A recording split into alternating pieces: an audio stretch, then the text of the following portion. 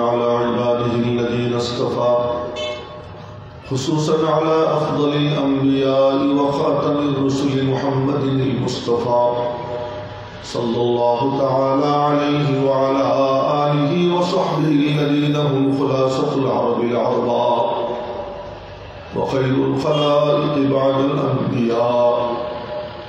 أما بعد فأعوذ بالله من الشيطان الرجيم. بسم الله الرحمن الرحيم. يا أيها الناس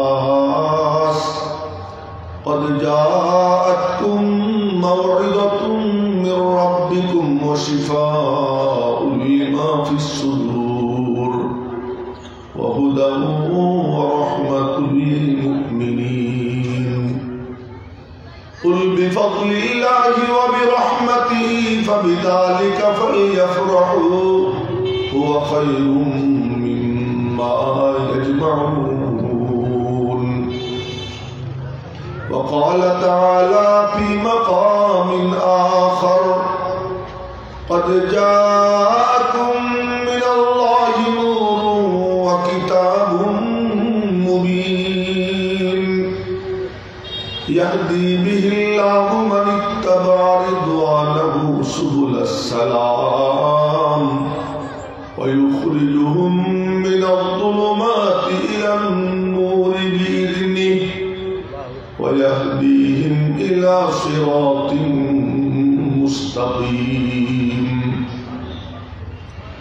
وقال النبي الصادق المصدوق صلى الله عليه وسلم تركت فيكم أمرين لن تضلوا ما تمسكتم بهما كتاب الله وسنة رسوله أو كما قال عليه الصلاة والسلام.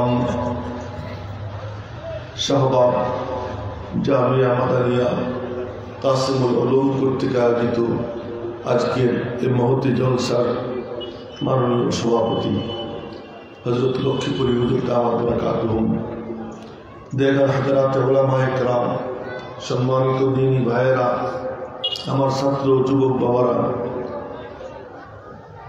মাইকেরা অত্যন্ত যাচ্ছে এসব জায়গার ভাই ও বোনেরা, মাথায় যে কথা আসে ওটাই বলে ফেলতে হয়। হারচে আজদেল খিজাত বরদেল রিজাত, যে কথা মনের থেকে উত্থিত হয় ওটা মনে গিয়ে রেখাপাত করে। মেরে মোহতারাম ভাইও, আমার নবীজি যখন খায়বার যুদ্ধ জয় করলেন ওই সময় ওনার আপন চাচাতো ভাই হযরত জাফর তাইয়ার রাদিয়াল্লাহু তাআলা আনহু হাবশার হিজরত থেকে ফিরে আসছে। তো যুদ্ধ জয় হয়েছে আর হযরত জাফরের সঙ্গেও নবীজির দেখা। তো নবীজি বললেন লা আদরি আনা বিফাতহি খায়বারা আফরাহু আম বিকুদুমি জাফর, আমি জানি না খায়বার যুদ্ধ জয় করে আমি বেশি আনন্দিত না জাফরের সাক্ষাৎ পাইয়ে আমি বেশি আনন্দিত। আমি এই কথা কেন শুনে এলাম যে আমি স্টেজে এসে যখন লক্ষ্মীপুরী হুজুর দামাত বারাকাতুহুমকে দেখলাম, তা আমি কি এই জলসায় আসতে পেরে বেশি খুশি না হুজুরের সঙ্গে সাক্ষাৎ হওয়াতে বেশি খুশি আমি বুঝতে পারতেছি। আমাদের সম্পদ এটা, আমাদের বুজুর্গদের আদব, বুজুর্গদের আজমত আমাদের সিনায় লালন করি, এটাই আমাদের পুঁজি। আদব যখন এসে যায় আল্লাহ পাক তার দিকে রহমতের নজরে থাকে। কথায় কথা চলে আসলো, আপনারা যারা দিনই জলসায় আসেন, আমি মাঝে মাঝে এই কথাগুলো বলি। অনেকে দেখি মোবাইল দেখে, মোবাইলে রেকর্ড করে, এদিক ওদিক তাকায়, অন্যান্য কাজ করে, মাহফিলও শোনে, আবার মোবাইলও ধরে। দুইটা একসাথে হয় না, যে কোনো একটা করতে হয়। সাহাবায়ে কেরামের কাছে কোনো ক্যামেরা ছিল না, তাদের হৃদয় ছিল, কলব ছিল। আল্লাহ পাক মানুষকে এলেম দেন নাই সৃষ্টির সময়, জন্মগতভাবে কোনো মানুষকে এলেম দেন নাই। ও ভাই, কথা সব একটু লক্ষ্য করে মনোযোগ দিয়ে শুনবেন। কোন মানুষকে আল্লাহ তাআলা জন্মগতভাবে এলেমের নূর দেন। পিপিলিকাকেও আল্লাহ পাক জন্মগতভাবে এলেমের নূর দিয়ে দিয়েছেন। কোন পিপিলিকা কারো কাছে ঠেকানা মুহতাজ না, সে কোনো সময় গরম পানিতে মুখ দেয় না, আগুনের মধ্যে পড়ে না। মুরগি গরম পানিতে ঠোঁট দেয় না, আগুনের চুলায় ঠ্যাং দেয় না। কেন? তোরে কে শিখাইল? তো বলে রব্বি আল্লাযী খালাকানি ফাহাদানি, আমার রব আমাকে বানাইয়া সৃষ্টি করে তিনি নিজে আমাকে হেদায়েত দিয়ে দিয়েছেন।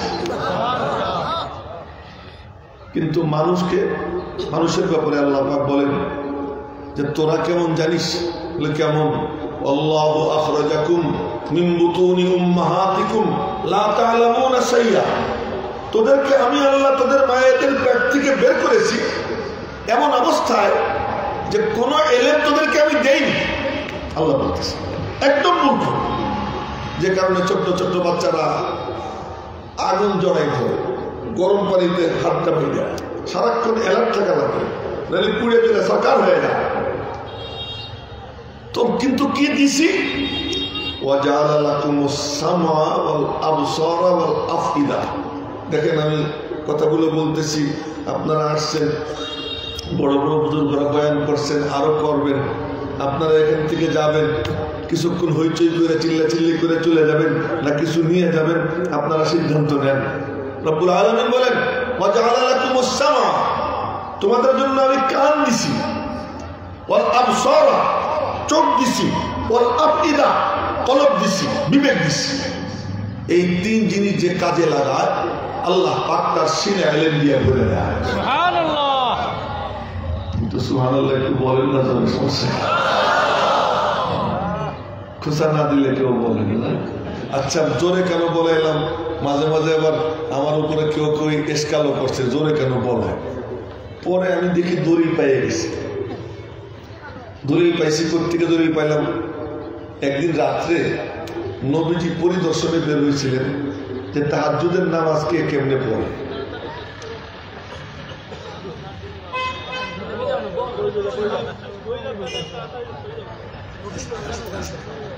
এই লক্ষ্য করে তাহাজ্জুদের নামাজ কে কেমনে পড়ে নবীজি পরিদর্শনে বের হয়েছিলেন।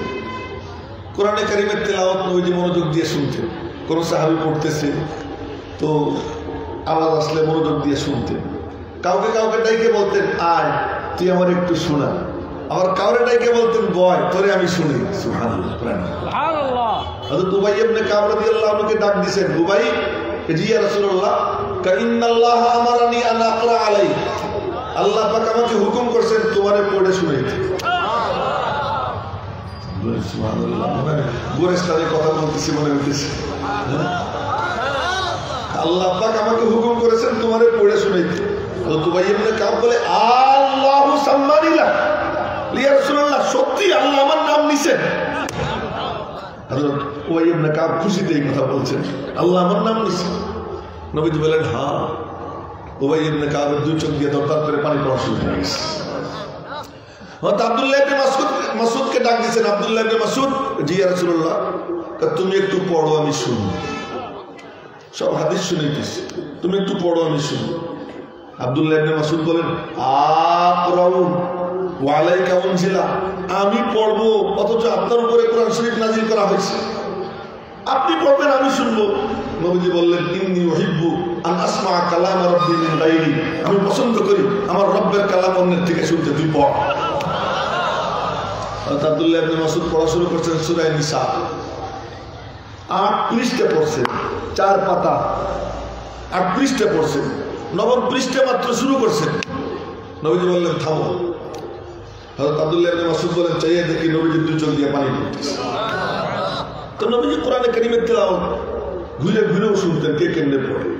তো এক রাত্রে পরিদর্শনে বের হয়েছেন, তাহাজ্জুদের নামাজ কে কেমনে পড়ে খুব খেয়াল করে শুনে।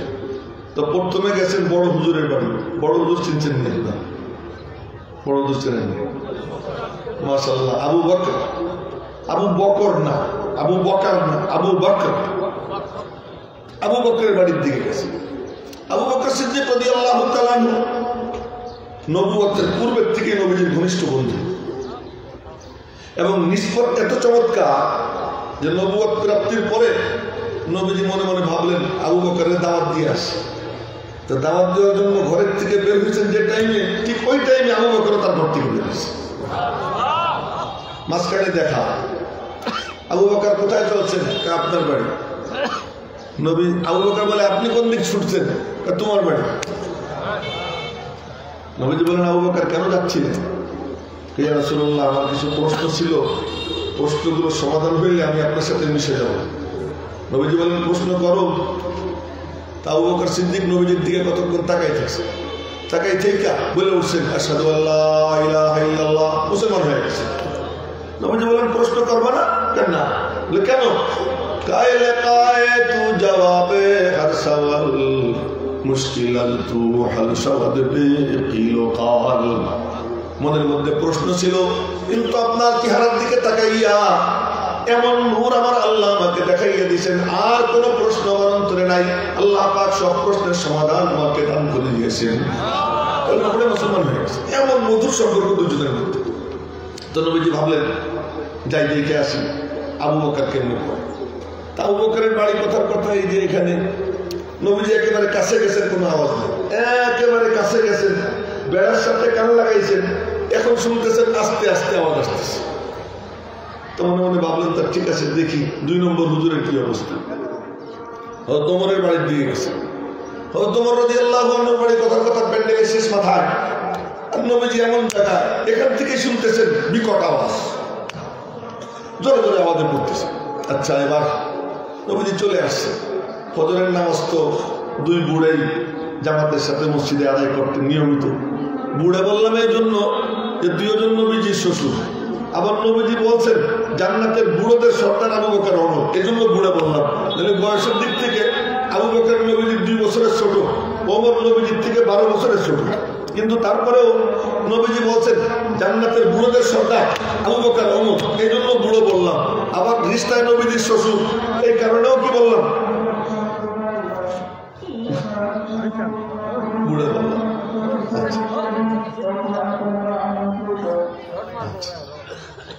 তো 2 শ্বশুর, এবার 2 নম্বর শ্বশুরের বাড়ি দিয়ে গেছে। তো হযরত ওমরের বাড়ি ওখানে, নবীজি দূরে, বিকট আওয়াজ। ও ভাই, এবার নবীজি চলে আসছেন। 2 জন তাহাজ্জুদ শেষ করছেন, তাহাজ্জুদ শেষ করে এরপরে ফজরের টাইম হয়েছে, সুন্নাত 2 রাকাত আদায় করছেন। সুন্নাত আদায় করে যখন বের হয়েছে, বের হয়েই বুঝে পেয়েছেন যে নবীজি আসছে। কেমনে বুঝতেন? নবীজি যেখান দিয়ে হাইটে যাইতেন পুরো এলাকা আতরের ঘ্রাণে ভরে দিত। তো ওই ঘ্রাণ পাইছেন। আচ্ছা ওই আলোচনায় পরে যাব, অনেক লম্বা হয়ে যাবে।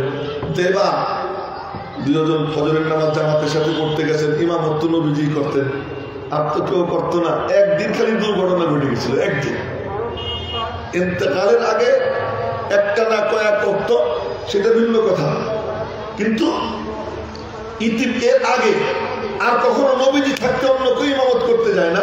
একদিন শুধু সালিস বৈঠকে গেছিলেন নবীজি, বেলালে হাফসি আবু বকরের ধাক্কা দিয়ে দাঁড় করাই দিয়েছিলেন, এই একদিনের ঘটনা। বাকি সবসময় ইমামত নবীজি করতেন। তো গেছেন, ফজরের নামাজ জামাতের সাথে আদায় করছেন, সালাম ঘুরে নবীজি ঘুরে বসতেন। তো ঘুরে বসে তসবিহ তাহলিল শেষ করে ডাক দিয়েছেন 2 বুড়ারে, আবু বকর আপনি তাহাজ্জুদে এত আসতে পড়েন কেন? আবু বকর বলে যারে শুনাইতে চাই আরো আসতে পড়লে তো উনি শুনে, তো জোরে পড়ার দরকার নেই। বুঝে আসেন এই কথা? ওমরকে জিজ্ঞেস করেন, ওমর আপনি এত জোরে পড়েন কেন? ওমর বলে ইয়া রাসূলুল্লাহ, কত মানুষ ঘুমাই রয়েছে, ওদেরকে জাগাবে কে? বুঝে আসেন এই কথা? কত মানুষ ঘুমাই রয়েছে, ওদেরকে জাগাবে কে? এরপরে শয়তান গুলোরে ভাগাবে। আমি জোরে জোরে পড়ি, শয়তান যেন ভেঙে যায়, ঘুমন্ত মানুষ যেন জায়গা যায়। সুবহানাল্লাহ, এখনো ভালো করে পড়েন। আমি জোরে পড়ি এই জন্য যেন ঘুমন্ত না জায়গা যায়, শয়তান যেন ভেঙে যায়। আমি কি করব? আপনি কি করবেন? আমার নবীজি ইরশাদ ফরমান, আসহাবী কান নুজুম, আমার সাহাবীরা নক্ষত্র তুল্য। বিআইহিম ইহতাদাইতুম ইহতাদাইতুম, তোমরা যাকে ফলো করবা তার বরকতেই হেদায়েতের পথের প্রতীক হইতে পারবা। যদি আস্তে বলো আবু বকরের অনুসরণ হয়, যদি জোরে বলো ওমরের অনুসরণ হয়। এখন তুমি যারাই ফলো করো সমস্যা নেই, তবে একটু আমি আপনি কি করব, সমাজের দিকে তাকাই, সমাজের দিকে তাকাই দেখি ওই পাশ থেকে কুত্তায় ঘেউ ঘেউ করে, আর একদিক থেকে শুয়ার হা করে আসে, আর একদিক থেকে নাস্তিক মুরতাদরা ওত পেতে আসে। কেমনে কোরআনে কারিমের আলো নিভিয়ে দেওয়া যায়? এনজিওরা, ইহুদি খ্রিস্টানের দালালরা ওরা কি করতে চায়? কিভাবে মাদ্রাসাগুলোকে বন্ধ করে দেওয়া যায়, উলামায়ে কেরামের কণ্ঠ স্তব্ধ করে দেওয়া যায়। এই যখন চতুর্মুখী শয়তানরা চতুর্দিকে উৎপেতে আসে, সেই সময়কে আমরা আসতে বলবো না জোরে বলবো? আচ্ছা, আল্লাহ পাক রুচির কদর করে, মনে রাখবে। কারণ রুচি যদি সুন্দর হয় আল্লাহ পাক সেই রুচির কদর করে। তোমার রাদিয়াল্লাহু তাআলা আনহুর রুচি যে আমি জোরে বলি, শয়তান যেন ভাইগে যায়, ঘুমন্ত ব্যক্তিরা যেন জায়গা যায়। মালিকের ফয়সালা হয় ওমর, তুই যেখানে যাবি শয়তান সেখান থেকে পড়ে যাবে। আর হয়তো তাই, হয়তো তাই। হ্যাঁ, ঈদের দিন হাদিস শুনে দিচ্ছি, গল্প শুনে দিচ্ছি, হাদিসের গল্প। ঈদের দিন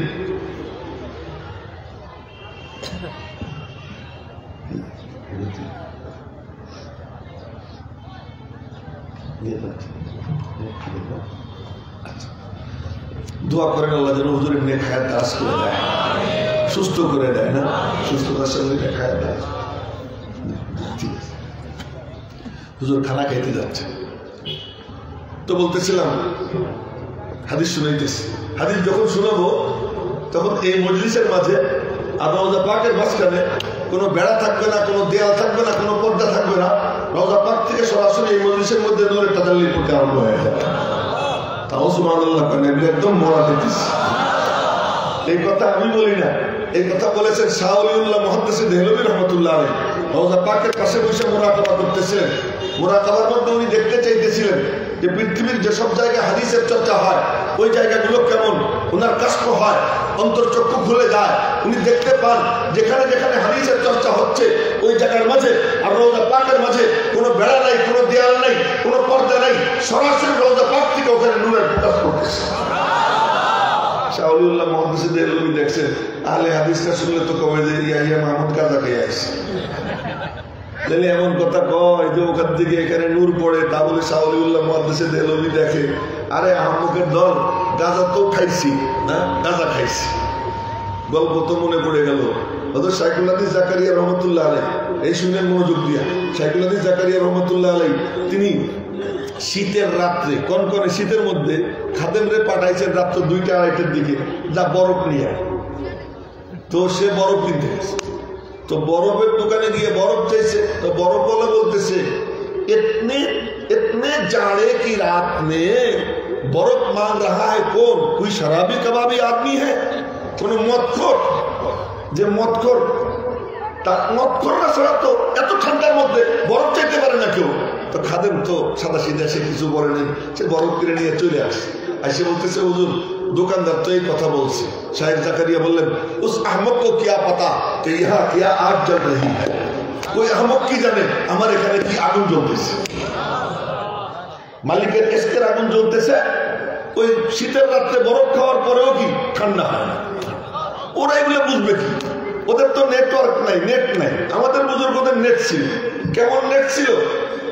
হযরত শেখ আহমদ সালেহিন্দি মুজাদ্দিদ আল ফেসানি তিনি বসে রয়েছেন জমিনে, আশপাশে মুরিদরা ঘিরে বসা।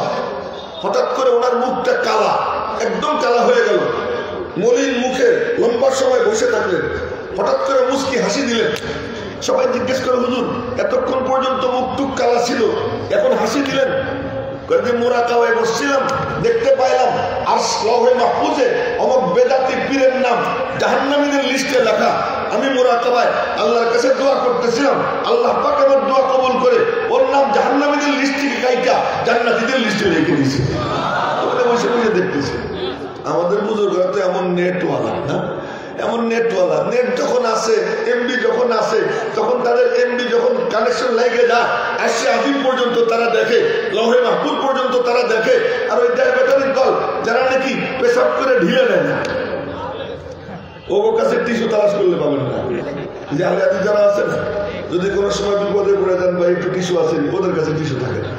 কিন্তু আলহামদুলিল্লাহ আমাদের ওলামা এবং ওলামা ইকরামের সাথে সংশ্লিষ্ট যারা, এদের যে কারো কাছে টিস্যু ছেড়ে টিস্যু পাওয়া যায়।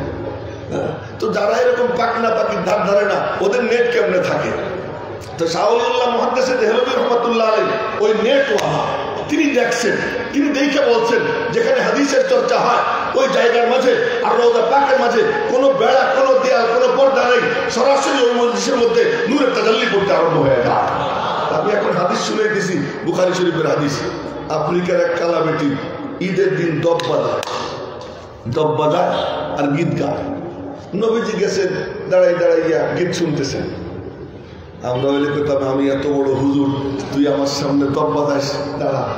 কিন্তু নবীজি না, বেচারি ফুর্তি করতেছে, করুক, ঈদের দিন একটু ফুর্তি তো করবেই, করুক।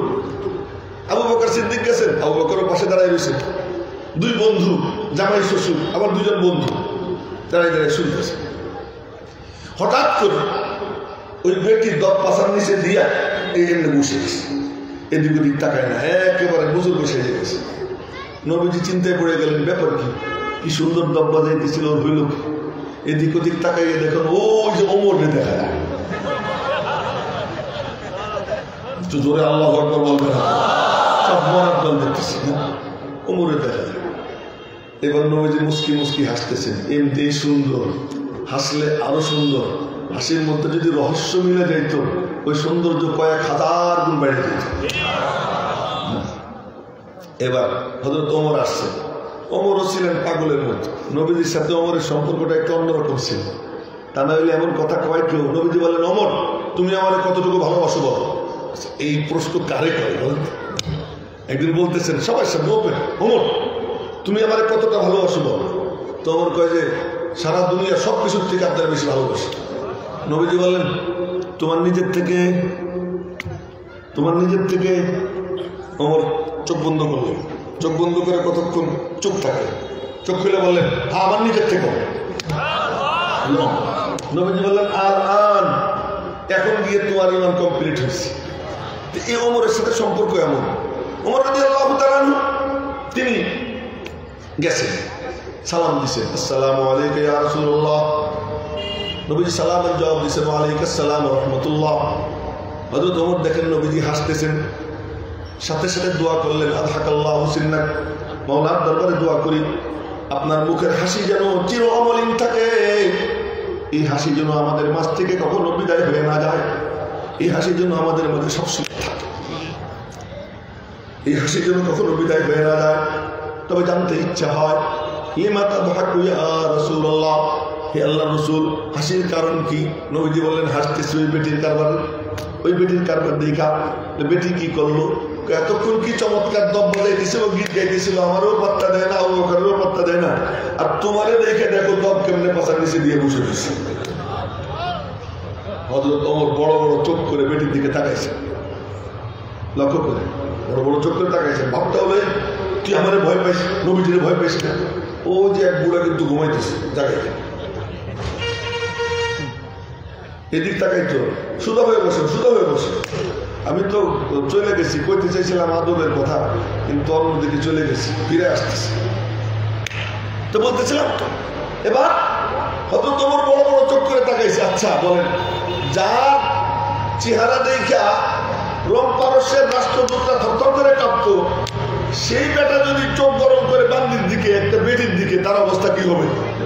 তো নবীজি বলেন, ওমর ওর দিকে ওরকম তাকাইও না, চোখ সরা। তো আমারে কেন ভয় পায়? আপনারা ভয় পায় না? আবু বকরের ভয় পায় না? ওর তো কোনো দোষ না। দোষ কার? এতক্ষণ শয়তান ছিল। এতক্ষণ শয়তান ছিল, তোমারা দেখছে শয়তানও দৌড় দিছে, দফা পাশার নিচে চলে গেছে। কিন্তু মরার দল, সুবহানাল্লাহ, তার বড় কয়রাটি আল্লাহু আকবার। পরে বলবো, কেন বলতেছি এই কথাগুলো পরে বলবো। রুচি যদি ভালো হয়, মালিক তার রুচির কদর কিভাবে করে দেখেন, যে ওমরে দেখলে শয়তান কি বলে। আর একদিন আজীব ঘটনা, এটা বুখারী শরীফের হাদিস। নবীজি বসে আছেন, বিবিরা চারপাশে বসা, গল্প সর্ব চলতেছে। আলিয়াতান আসওয়াতুহুন্না, সকলের আওয়াজ উঁচু। তো বিবিদের সাথে হাসি ফুর্তি করতেছেন নবীজি। এর মধ্যে হঠাৎ করে হযরত ওমরের আওয়াজ, আসসালামু আলাইকা ইয়া রাসূলুল্লাহ, আদখুল, আসতে পারি? আচ্ছা, ওমরের আওয়াজ যখন শুনছে বিবিরা দিছে দৌড় দিয়ে সব ভিতরে গেছে। হযরত ওমর সালাম দিয়েছেন, আসতে পারি? নবীজি বললেন আসুন। হযরত ওমর ভিতরে ঢুকছেন, ঢুকে দেখেন কি মুস্কি মুস্কি হাসতেছেন নবীজি। হাসি দেখে আবার দোয়া করলেন। এটা হযরত ওমরের থেকে বিভিন্ন হাদিসে পাবেন আপনারা, দেখবেন। আবার দোয়া করলেন, আযহাকাল্লাহু সিন্নাক, এই হাসি যেন সবসময় থাকে, বিদায় হয়ে না যায়। এজন্য যখন বলছিল সাহাবীরা যে নবীজির ইন্তেকাল হয়ে গেছে, তো ওমর তরবারি বের করে বলে, সাবধান, যে বলবি ইন্তেকাল আমি তার কল্লা উঠিয়ে দেব। এ হইতে পারে না। উনি বেড়াইতে গেছেন, ওনার মাহবুবের মালিকের সাথে সাক্ষাৎ করতে গেছেন, বেহুশ হয়ে পড়ে আছেন, হুশে আসবেন, ইন্তেকাল শব্দ হযরত ওমর কাউকে বলতে দেয় না। এই ওমর দোয়া টোয়া করছেন, করে বলতেছেন, কি ব্যাপার হাসতেছেন কেন, কারণ কি? নবীজি বলেন, হাসতেছি আমার বিবিদের কারবার দেখা। কি করতেছিল? এতক্ষণ কত সুন্দর গাল গল্প করতেছিল, হাসাহাসি করতেছিল, তোমার মাইয়া আবু বকরের মাইয়া সব এখানে বসে গল্প সল্প করতেছিল। তোমার আওয়াজ যখন শুনছে, নবীজির ভাষা শুনেন, ফালাম্মা সামি'না সাওতাকা ইবতাদারনাল হিজাব, তোমার আওয়াজ যখন শুনছে, কে কার আগে লুকাইতে পারে প্রতিযোগিতা করে লুকাইছে। তোমার বললেন, আমারে কেন ভয় পাবে? আনতা আহাক্কু আইয়াহাবনা, নবীজি বলতেছে, আনতা আহাক্কু আইয়াহাবনা, ভয় তো আপনারে পাবে, আমারে কেন পাবে? এই কথা বললেই পর্দার দিকে ফিরছে। বিবিরা তো সব পর্দার ভিতরে, পর্দার দিকে ফিরে বলতেছেন, ইয়া আদুওয়াতি আনফুসিহিন্না আতাহাবনানি ওয়ালা আতাহাবনা রাসূলুল্লাহ, এর নিজেদের জানের শত্রুরা, তোমরা আমারে ভয় পাও, নবীজিরে ভয় পাও না? ভিতরের থেকে এক বিবি বলেন, নাম তোমারই বেশি ভয় পাই, তুমি বেশি কড়া, তুমি বেশি কঠিন। নবীজি হাসে যাচ্ছে, এক পর্যায়ে বললেন, খাত্তাবের বেটা, তোমাকে সুসংবাদ, তোমাকে ধন্যবাদ, তুমি যেখানে যাও শয়তান সেখান থেকে পলাইয়ে যায়। ওমরের রুচি এমন, আল্লাহ পাক তার সাথে এমন আচরণ করে। রুচি যার যেমন, মালিকের আচরণ তার সাথে তেমন। এই রুচির কথা মনে পড়ে গেল, এক হাদিস শোনাবো, এক গল্প শোনাবো। ওই যে একজন হেলান দিয়ে রয়েছে, এরকম হেলান দিয়ে থাকলে গল্প কেমনি শোনে? সুদা হয়ে বসতে হবে, সুদা হয়ে বসতে হবে, তাজা হয়ে বসে। একদিন নবীজি বসা, শুনেন, নবীজি বসা, আবু বকর বসা, ওমর বসা, উসমান বসা, আলী বসা, আরো সাহাবীরা বসা, রাদিয়াল্লাহু আনহু বলবেন না, বসা। হঠাৎ করে নবীজি বলে উঠলেন, আমার কাছে তিনটে জিনিস খুব পছন্দ। কি কি পছন্দ? এক নম্বর পছন্দ আত্মীয়, আতর খুব পছন্দ, আতর পছন্দ। আল্লাহ পাক বলেন, দোস্ত তোমার কাছে আতর পছন্দ, আচ্ছা ঠিক আছে, চলো তোমারই আমি আতর বানাইয়ে দিলাম। নবীজি এমন আতর, নবীজির সুবহানাল্লাহ, থুথু যদি কোনো খাবারের মধ্যে পড়ছে, ওইটা বেশ কম্বরের থেকে বেশি ঘ্রাণ লাগে। ঘাম যদি এক ফোঁটা পড়ছে, এত বড় এক শিশি আতরের মধ্যে এক ফোঁটা ঘাম দিলে, এই সাধারণ আতর বেশ কম্বরের থেকে বেশি ঘ্রাণ হয়ে যেত। আচ্ছা, আরো মজার ব্যাপার হলো, পায়খানা পেশাবকেও আল্লাহ ঘিরানওয়ালা বানাইছে। সুবহানাল্লাহ কয় না? পায়খানা পেশাবও ঘিরাচ্ছে, এবং পায়খানা কেউ কোনোদিন দেখে নাই। যখন কোনো বাথরুমে যাইতেন, তো নবীজি হাঁটা দিতেন, বাথরুম বানাইয়া বাথরুম করতেন, বাথরুম বানাইয়া করতেন, যাইতেন, যাই এমনি তো কেউ আশপাশে কেউ নাই, লোকজন থাকতো না। যখন বাথরুমে যাইতেন, হাদিস দেখবেন, ইদা যাহাবাল মাযহাবা আবআদা, 1-1.5 কিলোমিটার দূরে যেতেন নবীজি, দূরে গিয়ে বাথরুম করতেন, ওখানে কোনো লোক পড়ে নাই। কিন্তু তারপরে নবীজির লজ্জা, তো নবীজি গাছ ডাক দিতেন, এ গাছ এদিকা, এ তুই এদিকা, এই চতুর্দিকে গাছ ডাক দিতেন, ডাক দিয়ে বলতেন, তুই নিচে হ, তুই নিচে হ, গাছগুলো নিচে হয়ে যায়, চতুর্দিকে বেড়া হয়ে যায়। নবীজি মাঝখানে বসে বাথরুম করতেন। আচ্ছা, বাথরুম যখন করতে বসতেন, মাটি হা হয়ে যেত, মাটি হা হয়ে যেত। বাথরুম সারছেন, মাটি গিলে খেয়ে ফেলে যেত। ওই বাথরুমের চেহারা কেউ কোনোদিন কি করে নেই, দেখেন না, মনে করতেন না। তো বাথরুমেও ঘ্রাণ ছিল, পেশাব ভুলে পানি মনে করে একদিন খাইছিল এক বান্দি। সে যেখান দিয়ে যায় সবাই বলে, কি রে বন্দি, কি আতর লাগাইছিস? না, আমি তো কোনো আতর টাতর লাগাইনি। এত ঘ্রাণ কেন?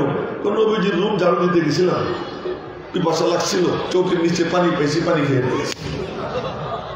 পরে জানা গেল নবীজির কোমরে ব্যথা ছিল, একটা পাত্রে পেশাব করে রেখে দিয়েছিলেন, তো ওই পেশাবকে ভুলে পানি মনে করে সেখানে ফেলেছে। নবীজি বললেন তুই বান্দির তো সোনালী কপাল, ওর জন্য জাহান্নাম হারাম হয়ে গেছে। তো পেশাবেও কি ছিল? ঘ্রাণ ছিল। আচ্ছা, রক্তও ঘ্রাণ ছিল, সুবহানাল্লাহ, রক্তও ঘ্রাণ ছিল। উহুদে যখন নাকি নবীজির এখানে লোহার রিং ঢুকে যায়, তো লোহার রিং কি দিয়ে করবে?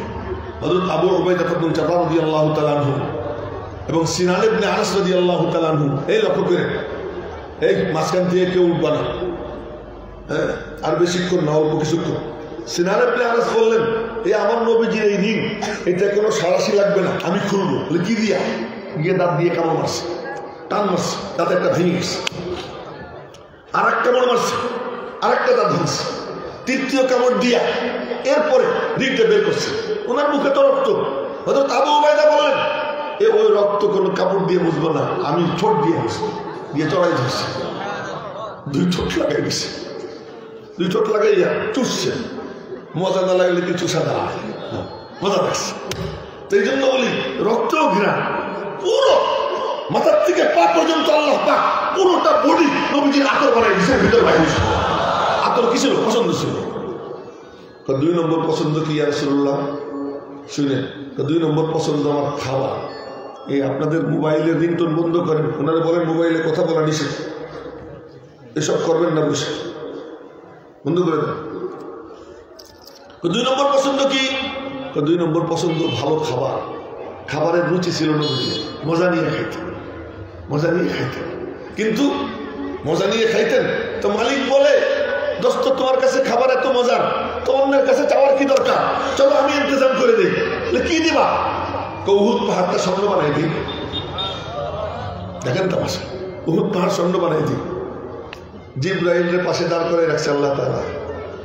জিবরাইলের দিকে তাকাইছেন, কিরে বন্ধু নিমনি? জিবরাইল তো কি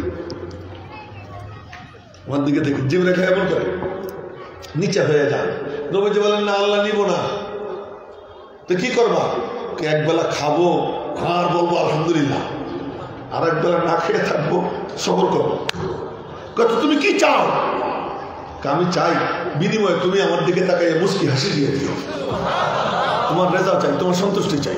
ইচ্ছা করে খাবার কি করছে? বাদ দিছে। এই পানটানো চলবে না, সব বন্ধ। ইচ্ছা করে দারিদ্র নিয়ে আসছে, এবং কেমন দারিদ্র নিচ্ছে ওটা পরে বলবো। 3 নম্বর পছন্দ কি? 3 নম্বর পছন্দ আমার নেককার বিবি। পর নারীর দিকে তাকাইতে আমি ঘৃণা করি, নবীজি বলতেছে, অন্য নারীর দিকে তাকাইতে আমি ঘৃণা করি। নেককার বিবি আমার পছন্দ। মালিক বলেন, দোস্ত তোমার রুচি এত সুন্দর, চলো তোমার একটা বিয়ে আমি পড়াবো, তোমার এক বিয়ের ঘটকালি আমি আল্লাহ করবো। সুবহানাল্লাহ বলবেন না? রুচির কদর কেমনে হয়? হ্যাঁ, নবীজি বলেন, একদিন বসে রয়েছে, জিবরাইল এসে বলে, আসসালামু আলাইকুম। সালাম দোস্ত। জিবরাইল দোস্ত দোস্ত বলতো নবীজিকে, বন্ধু সালাম। কি জিবরাইল, কি ব্যাপার? অলিমা করবেন না? অলিমা করবো, কি হয়েছে? আপনার বিয়ে হয়েছে। আচ্ছা বলেন তো, এই হুজুরে এসে যদি কেউ বলে সাহেব আপনার বিয়ে হয়েছে, কি অবস্থা হবে? নবীজিরা এসে বলতেছে আপনার বিয়ে হয়েছে। আমার বিয়া? হ্যাঁ। কোথায়? 7 আসমানের উপরে আরশে আজিমে আল্লাহ পাক নিজে আপনার বিয়ে পড়াইয়া দিয়েছেন। বলেন না সুবহানাল্লাহ। হযরত জায়নব কি বলতেন জানেন? আয়েশারে বলতেন, হাফসারে বলতেন, আয়েশা তুমি আবু বকরের মাইয়া ঠিক আছে, হাফসা তুমি ওমরের মাইয়া ঠিক আছে। অন্যান্য বিবিদেরকে বলতেন, উম্মে হাবিবা তুমি আবু সুফিয়ানের মাইয়া ঠিক আছে, কোনো সন্দেহ নেই। কিন্তু তোমাদেরকে বিয়ে দিছে কারা? কও তো তোমার বাপ দাদারা। আর আমারে বিয়ে দিছে কে জানো? বলে কে? এরকম বলতেন, সাওয়াজাকুন্না আবাউকুন্না, তোমাদেরকে বিয়ে দিছে তোমার বাপ দাদারা। ওয়াসাওয়াজানি আল্লাহ ফাওকা সাব'i সামাওয়াত, আমারে বিয়ে দিছে আমার আল্লাহ 7 আসমানের উপরে। সুবহানাল্লাহ। এত জোরে খুব কা সুবহানাল্লাহ। তো ঘটকালিটা পরে বলে, ঘটকালিটা পরে বলবো, শুধু এটা বলো, রুচি সুন্দর। নবীজির 3টে পছন্দ, আবু বকরের পিছে থাকবে কেন? আবু বকর বলে, ইয়া রাসূলুল্লাহ আমারও 3টে পছন্দ। তোমার 3টে পছন্দ কি কি? আবু বকর বলো। আমার 1 নম্বর পছন্দ আন-নাযরু ইলা ওয়াজহিক, আপনারা চাইয়েছে এখানে দেখতে মনে চায়। ওই যে একটা মুরাকাবায় আছে,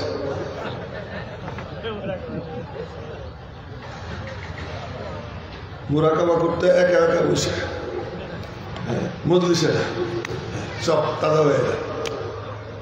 তো 1 নম্বর পছন্দ আন্দাজুল আওয়াজিক। এই যুবকরা কান খুলে শুনে, তোমাদের রুচি কি?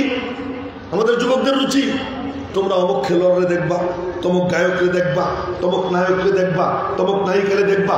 এই যে তোমাদের কুরুচির কারণে তোমাদের পরিণতি কি?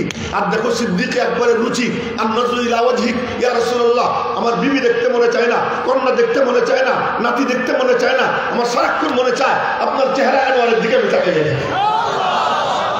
আল্লাহ পাক বলেন, আবু বকর তোর রুচি এত সুন্দর, চল আমি ইন্তজাম করতেছি। কি ইন্তজাম? হিজরাতের সময় এসে যা, যে অনুমতি চায় নবীজি বলেন যাও, যে অনুমতি চায় নবীজি বলেন যাও। ওমর 20-22 জনের কাফেলা নিয়ে আসছে, হিজরাতে যাব, নবীজি বলেন যাও। আবু বকর গিয়া কই, ইয়া রাসূলুল্লাহ আমার অনুমতি দিবেন না? না। আবার গেছে, ইয়া রাসূলুল্লাহ সবাই চলে গেল, আমিও যাই? না। তৃতীয়বারে গেছে, ইয়া রাসূলুল্লাহ সব তো চলে যেতেছে, আমার অনুমতি দেন না? নবীজি বলেন না, অপেক্ষা করো। এখন আবু বকর কি বলে শুনেন, আইয়ুজানুল্লাহ, আপনারেও কি অনুমতি দেওয়া হবে? আপনাকেও কি অনুমতি দেওয়া হবে? নবীজি বলেন আরজু, আশা করতেছি মালিক আমারও অনুমতি দিবে। যখন এই কথা বলছেন, আবু বকর মনে মনে বলে, এই ফাঁকে যদি জিবরাইল, মিকাইল, ইসরাফিল দিয়ে স্কোয়াড গঠন হয়ে যায়।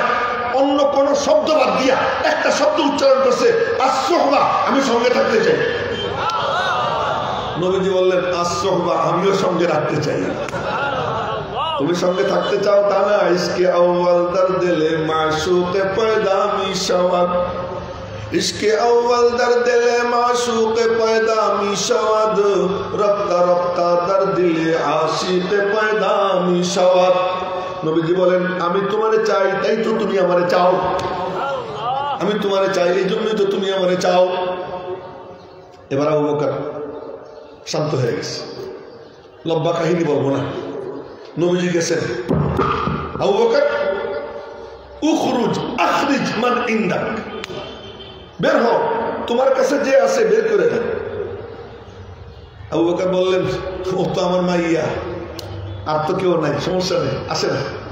নবীজি ঢুকছে অনুমতি মিলে গেছে রে আবু বকর।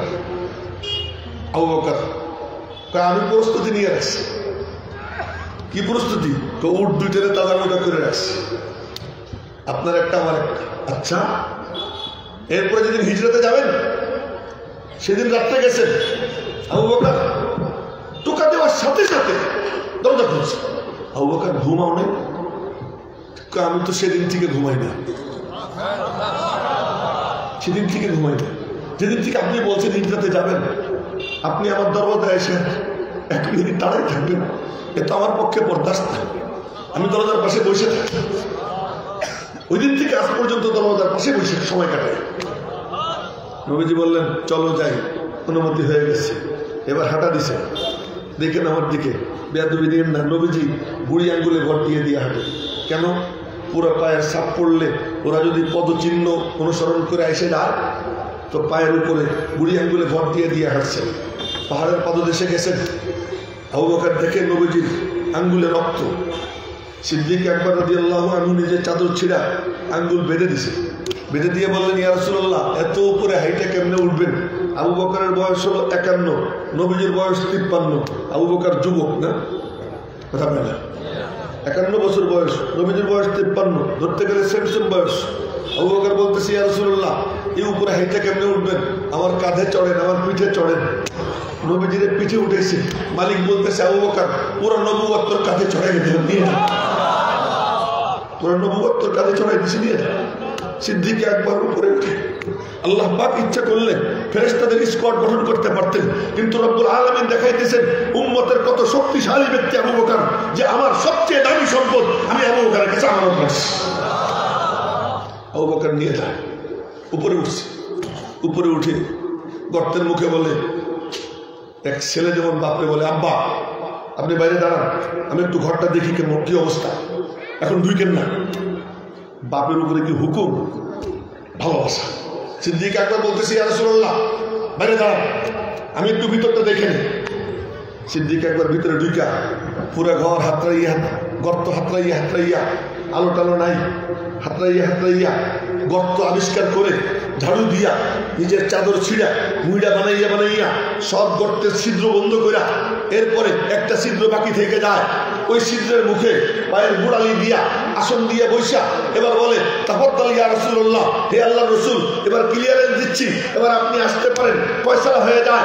গর্তের মধ্যে আগে সিদ্দিক গেছে, পরে নবী গেছেন। কেউ যদি নবীকে কলবে আনতে চায় আগে আবু বকর সিদ্দিককে কলবে আনতে হবে, তারপরে নবীকে কলবে আনবে, তার আগে না। গর্তের মধ্যে আগে সিদ্দিক ঢুকছে, সিদ্দিক ঢুকে বলছে তাফাদ্দাল ইয়া রাসূলুল্লাহ, এরপরে নবীজি ঢুকছে। ঢোকার পরে সিদ্দিক একবার বলে ইয়া রাসূলুল্লাহ, আপনি বড় ক্লান্ত, কতদিন ঘুমাইতে পারেন না, আজ আপনি একটু ঘুমান, আমার রানে মাথা রেখা। সিদ্দিক একবার তার রানকে বালিশ বানাই দিয়েছেন। নবীজি আবু বকরের রানে মাথা রেখা, বাচ্চা যেমন বাপের কোলে ঘুমায়, সিদ্দিক একবারের কোলে মাথা রেখা নবীজি ঘুমাই পড়ছেন।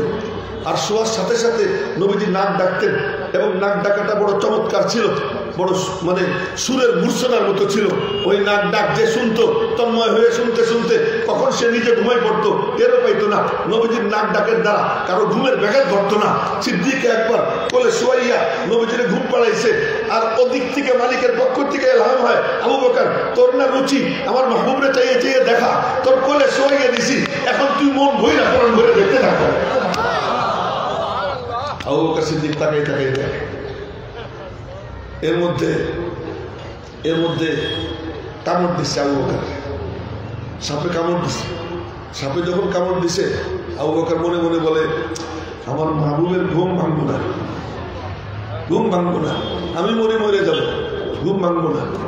কিন্তু আবু বকরের বিষের বেদনায় চোখ দিয়ে পানি পড়ছে, কান্দে নেয়। কান্না এক জিনিস, পানি পড়া আর এক জিনিস। কাঁচা মরিচ খাইলে চোখ দিয়ে পানি পড়ে, এটা কি কান্দে কেউ পড়ে? হাসতে হাসতে চোখ দিয়ে পানি আসি কি আসে না? আসে। এটা কি কান্না? কান্না। অনেকে বলে আবু বকর কান্দে দিছে, মিথ্যা কথা। আবু বকর কান্দে না, ওই বিষের ব্যথায় চোখে পানি আসছে, ওই পানি গিয়ে নবীজির গালে পড়ছে। চোখ খুলছেন, কি আবু বকর কি হইল? ইয়া রাসূলুল্লাহ কিসের জন্য দংশন করতেছে? পাশ হয়েছে, সব ফোনা তুলছে, বড় বড় দুই চোখ করে নবীজির দিকে তাকাইছে। আমি দেখার জন্য 600 বছর যাবত অপেক্ষা করতেছি, আর আবু বকর আমারে আটকাই দিছে। এই জন্য আবু বকরের পায়ে খুঁচা দিছে, মারার জন্য না, সে তার চাহিদার পথে বাধা হয়েছে দেখা কামড় দিচ্ছে। যাই হোক, সিদ্দিক আকবর রাদিয়াল্লাহু আনহু এই কাহিনী বলতে গেলে অনেক লম্বা। 1 নম্বর রুচি দেখা, আল্লাহ কয় আমি দিয়ে দিলাম তোর সাথে নবীজিকে, দেখ। 2 নম্বর কি? 2 নম্বর রুচি হলো ইনফাকু মালি আলা হুকমি, হে আল্লাহর রাসূল, আপনি বলবেন আবু বকর তুমি দাও আর আমি দিব। শুনেন কান খুইলা, আপনি বলবেন তুমি দাও আর আমি দিব। দিতে দিতে আমি ফকির হয়ে যাব, এটা আমার খুব পছন্দ। আবু বকর সিদ্দিক, আল্লাহ কয় তোর রুচি আমি পুরা করব। আবু বকর সিদ্দিক দিতে দিতে দিতে দিতে শেষ পর্যন্ত তবুকের যুদ্ধের সময় এক বস্তা আইনা নবীজির সামনে রাখছে। নবীজি বস্তা খুলে দেখেন ভাত রান্না করার পাতিল, তরকারি রান্না করার কড়ই, জগ মগ গ্লাস, সাটকি নাটকি যা যা ছিল সবাই না হাজির করে দিছে। নবীজি ফেলফেল করে তাকাইয়া জিজ্ঞেস করলেন, আবু বকর কিছুই কি ঘরে রেখে আসো নাই? না, মাল সামানা রেখে আসিনি, তবে ঘর খালি না। ঘরে কি আছে? মাল সামানা নিয়ে আসছি, আল্লাহ এবং তার রসুলকে আমার ঘরে আমার রেখে আসছি, আল্লাহ এবং তার রসুলকে ঘরে রেখে আসছি। মেরে মোহতারাম ভাই,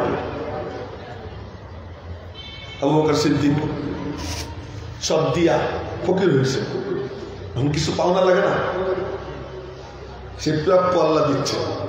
নবীজি বসে আছে, জিবরাইল এসে সালাম দিছে, আসসালামু আলাইকা ইয়া মুহাম্মদ, বলেন সবাই সাল্লাল্লাহু আলাইহি ওয়াসাল্লাম। নবীজি সালামের জবাব দিছে। তাকাই দেখেন জিবরাইলের মাথায় সালার চটের পাগড়ি, গায়ে সালার চটের চাদর, পরনে সালার চটের লুঙ্গি। আরে জিবরাইল, এই ড্রেস? জিবরাইল বলে আবু বকরের ডাক দেন। নবীজি ডাক দিছেন, আবু বকর কই? হ্যাঁ না ইয়া রাসূলুল্লাহ, যে আমি। এবার চাইয়ে দেখেন আবু বকরের মাথায় সালার চটের পাগড়ি, গায়ে সালার চটের চাদর, পরনে সালার চটের লুঙ্গি। একবার দেখেন জিবরাইল, একবার দেখেন আবু বকর। জিবরাইল বলে চেয়ে চেয়ে কি দেখেন? আমি একা না, 7 আসমানের সব ফেরেশতা আবু বকরের রঙে রঙিন হয়ে গেছে। জিবরাইল কেন আসছো? মালিক পাঠাইছে। কি জন্য? আবু বকরের আল্লাহ পাক সালাম জানাইছে। আর কি চাই? সব দিয়া সালাম চট কইরা এবার জিবরাইল আসে, কি বলে? আমরা যে বলি অমুকে আপনারা সালাম জানাইছে, তমুকে আপনারা সালাম জানাইছে, এটা সালাম জানানোর সিস্টেম না। সালাম জানানোর সিস্টেমটা বলে দিই, মনে রেখে। যেমন কথার কথা আমি মৌলানা আব্দুল হাফিজ সাহেবকে বলবো যে মৌলানা আপনাকে ডক্টর মুশতাক সাহেব বলছেন আসসালামু আলাইকুম, এটা হলো সালাম জানানোর সিস্টেম। অমুকে আপনারা সালাম জানাইছে, এটা সিস্টেম না। ঠিক জিবরাইল এসে বলতেছে আবু বকর, আল্লাহ পাক বলতেছেন আসসালামু আলাইকা ইয়া আবু বকর, সালাম তোমারে ও আবু বকর। খুশিতে আবু বকরের দুই চোখ দিয়ে পানি ঝরতে আরম্ভ হয়। জিবরাইল বলে কথা শেষ হয় নাই, কথা আরো বাকি আছে। বলে কি কথা? মালিক জিজ্ঞেস করছেন সালাম চট গায়ে দিয়ে আবু বকরের মন খারাপ নাকি? ও কি মন খারাপ করছেন? সিদ্দিক আকবর হাওমাও করে কান্না দিয়ে বলে মাওলা সালার চটকায় দিছি তোমার একটু মুস্কি হাসি পাওয়ার জন্য, তুমি আমার দিকে তাকিয়ে মুস্কি হাসি দিয়ে দেবা। মেরে মুহতারাম ভাইও, নবীজি বললেন আবু বকর তোমার 3 নম্বরের রুচি কি বলো? এবার আবু বকর কি কয় শুনে, কুয়ান তাকুনা বিনতি ফি বাইতি, আমার 3 নম্বরের রুচি আমার কন্যা আপনার ঘরে থাকবে, আপনি আমার জামাই হবেন, আমি আপনার শ্বশুর হব। আবু বকর সিদ্দিক বলে আমার 3 নম্বরের রুচি আমার কন্যা আপনার ঘরে থাকবে, বাইরে খেদমত আমি করব, ভিতরে খেদমত আমার মাইয়ে করবে। আনতাকুনা বিনতি ফি বাইতি, আমার কন্যা আপনার ঘরে থাকবে, আপনি আমার জামাই হবেন, আমি আপনার শ্বশুর হব। এই নিসবত, এই রিশতা আমার কাছে বড় পছন্দ। মালিকের পক্ষ থেকে বলা হয় আবু বকর তুই জানিস না আমার মাহবুবের ঘরে দিনকে দিন চুলা জ্বলে না, একটা খেজুর খায়া 2-3 দিন কাটাইয়া দেন, একটানা 3 দিন রোজা রাখতেন নবীজি, কখনো কখনো একটানা 3 দিন। এমন দিনের কোনো হিসাব নাই। ফজর পরে ঘরে ঢুকছেন, বিবিকে বলছেন খাবার আসেনি, বিবি বলে না খাবার নাই, কোনো খাবার নাই। নবীজি বলতেন তাহলে রোজা রাইখা দিলাম। খাবার না থাকার কারণে রোজা রাখছেন, অসংখ্য রোজা আমার নবীজি, ঘরে খাবার থাকে না।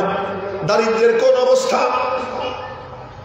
দারিদ্রের কোন অবস্থা আমার নবীজির ঘর থেকে বের হয়ে যাচ্ছেন, এমন সময় কান্নার আওয়াজ কানে আসে। কে কান্দে? হাসান হুসাইন কান্দতেছে। ফিরে গেছেন, দরওয়াজায় টোকা দিয়েছেন, ফাতেমা ফাতেমা দরওয়াজা খোলো। ফাতেমা দরওয়াজা খুলছেন। নবীজি আমার নানা ভাইরা কান্দে কেন? ফাতেমা বলে আব্বু খাবার দিবার পারিনি, যদি বলতেন আল্লাহ আসমান থেকে পান্না সালওয়া পাঠাইয়া দাও। মুসা আলাইহিস সালামের দোয়ায় যদি আসমান থেকে খাবার আসতে পারে, ঈসা আলাইহিস সালামের দোয়ায় যদি আসমান থেকে দস্তরখান নাজিল হয়, আমার নবীজির দোয়ায় কি আসমান থেকে খাবার আসতো না? জান্নাত তো আল্লাহ সামনে এই দিয়েছেন, নিলে নাও। বুখারী শরীফের হাদিস। নবীজি নামাজে দাঁড়াইছেন, নামাজের মধ্যে 2 হাত সামনের দিকে দিয়া এমন করে জড়াই ধরতে গেছেন, আবার স্থির হয়ে নামাজ শেষ করছেন। নামাজ শেষ করার পর সাহাবায়ে কেরাম আরজ করলেন ইয়া রাসূলুল্লাহ রাআইনাকা তানাওয়ালতা শাইয়া, দেখলাম কি যেন ধরতে গেলেন। নবীজি বললেন ঠিকই দেখছো, জান্নাত আমার সামনে হাজির ছিল, আঙ্গুরের ছড়া ঝুলতেছিল, আঙ্গুরের ছড়া ঝুলতেছিল। মনে চাইতেছিল সিরা আনি, সিরার জন্য হাত বাড়াইছিলাম, কিন্তু আবার মনে মনে ভাবলাম না, জান্নাতের ফল জান্নাতে গিয়ে খাবো, দুনিয়াতে খাবো না। নবী হো তো এসা হোক, নবী হইলে এমন হোক, এমন নবী হইতে হয়। জান্নাতের খাবার পাইছেন কিন্তু নেন নাই। ও মেরে মুহতারাম ভাইও, ওই নবী হাসান হুসাইন কান্দে, কলিজার টুকরা, কত আদর করতেন জানেন? নবীজি একদিন ঘরে ঢুকছেন, ঘরে ঢুকে নবীজি ঘুরে বেড়াইতেছেন। এর মধ্যে এক সাহাবী গেছে, সাহাবী গিয়ে দেখে নবীজি ঘোড়া, নবীজির পিঠে হুসাইন চড়ে দিচ্ছে আর কইতেছে হাট হাট, নবীজি ঘুরে বেড়াইতেছে। তো ওই সাহাবী বলতেছে সাংঘাতিক দামি সোয়ারিতে চড়ছো। নবীজি বললেন আমি যদি দামি হই আমার নাতিও কম দামি না, আমার নাতিও কি অনেক দামি। এত আদর করতে। যখন দেখছেন ওরা কাঁদে, জজবা এসে গেছে। জজবাই বলছেন হাসান আমার কোলে আয়।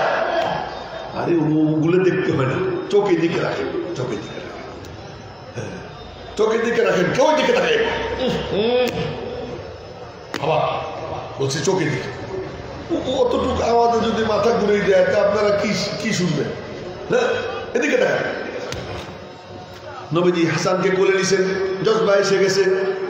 এই কাজ সব সময় করতেন না, কখনো কখনো করতেন। হাসানকে কোলে নিয়ে বলছেন নানা ভাই হা করো।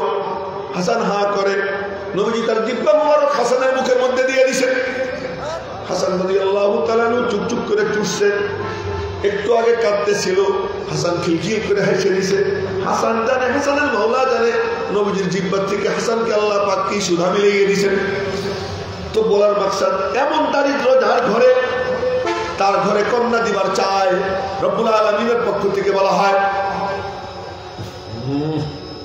চোখের দিকে, চোখের দিকে। রব্বুল আলামিনের পক্ষ থেকে বলা হয় আবু বকর তোর রুচি এত সুন্দর, চল আমি তোর রুচির কদর করি। কি কায়দায়?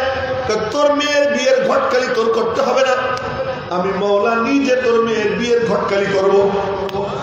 আল্লাহ পাক ঘটকালি করছে। সহিহ বুখারী শরীফের হাদিস, এজন্য বলছিলাম যে ঘটকালিটা পরে বলবো। সহিহ বুখারী শরীফের হাদিস, নবীজি বলেন স্বপ্নে দেখি এই সব এই একটা জিনিস ঘুরে ওই দিকে সব চাই গেছে, আমি কথা বন্ধ করে দেবো, তোমরা ওইদিকে কেউ টাকা ওইটা ওটার কাজ করবো।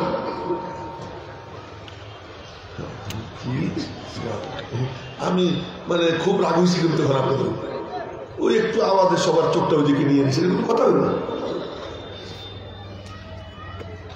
সহিহ বুখারী শরীফের হাদিস, নবীজি বলেন স্বপ্নে দেখি স্বর্ণের পাত্র রেশমি রুমাল দিয়ে ঢাকা, পাত্র আইনে জিবরাইল বলে খুলে দেখেন তো। এই নবীজির স্বপ্ন কি আমাদের স্বপ্ন? আমরা স্বপ্নে দেখি রাজরানী জড়াই ধরে শুয়ে রয়েছি, ঘুম ভাঙ্গার পরে দেখি কোলবালিশ, এটা আমাদের স্বপ্ন। আমাদের স্বপ্ন কি? আমাদের স্বপ্ন কল্পনা করি, তাই হ্যাঁ। আল্লাহ আল্লাহ মাফ করো। নবীজির স্বপ্ন যা দেখতেন ঠিক বাস্তব তাই হইত। এই জন্য নবীজির স্বপ্ন কি ছিল? ওহী ছিল। তার স্বপ্নে দেখেন যে স্বর্ণের পাত্রে রেশমি রুমাল দিয়ে ঢাকা, পাত্র আইনে জিবরাইল বলতেছে খুলে দেখেন তো। নবীজি বলেন আবার স্বপ্ন রাত্রে দেখে সকালবেলা ফজরের পরে মসজিদে মিম্বরে বসে বলতেন এই স্বপ্ন দেখছি, এবং ব্যাখ্যা দিতেন, ব্যাখ্যা দিতেন। স্বপ্নে দেখলাম স্বর্ণের পাত্র রেশমি রুমাল দিয়ে ঢাকা, খুলে দেখি অপরূপ সুন্দরী এক রমণীর ছবি। আমার দিকে না দেখলে তো বুঝবেন না। নবীজি বলেন আমি বললাম ইয়াকু হাযা মিন ইনদিল্লাহ ইউনজিহি, যদি এটা আল্লাহর পক্ষ থেকে হয়ে থাকে আল্লাহ যেন কইরা দেয়। তার মানে এই মাইয়াটা যদি আল্লাহ আমার সঙ্গে বিয়ে দিবার চায় তাহলে যেন দিয়ে দেয়। সুবহানাল্লাহ, একদম সব কবরস্থান, এটা পুরো গোরস্থান হয়ে গেছে, একেবারে গোরস্থান হয়ে গেছে।